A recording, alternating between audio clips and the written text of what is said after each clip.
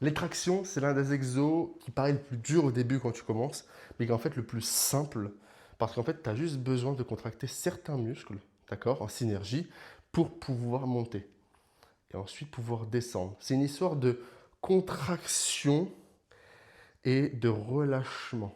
Je dis souvent ça, contraction, relâchement. Ça paraît vraiment bête, mais c'est souvent la base qu'on évite et c'est souvent la base qu'on n'écoute pas. Je vais te montrer un exemple.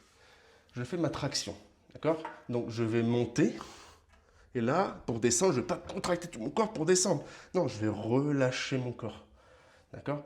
Je vais le détendre jusqu'au moment où je vais sentir que mes épaules commencent un peu à monter au niveau de mon visage. Et donc là, ça va être mon signal pour remonter en haut. Ok? Et d'ailleurs, quand tu descends, tu peux laisser un petit flex au niveau du coude. C'est pas obligatoire de tendre les bras à 100% comme ça, surtout pour un débutant. Parce qu'en fait, là, tu repars de zéro et tu sens tous les muscles se tendre. Surtout si tu es débutant, tu es novice, bah en fait, tu sais pas comment vraiment bien te tirer au début.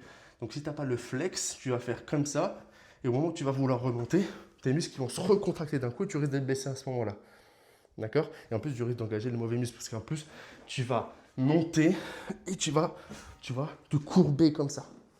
Non, faut monter, d'accord? Donc tu attaques la barre avec tes pecs et tu descends en relâchant ton corps. Et tu remontes. Tu relâches, tu remontes. Tu relâches, tu contractes. Tu relâches, tu contractes. Tu relâches, tu contractes.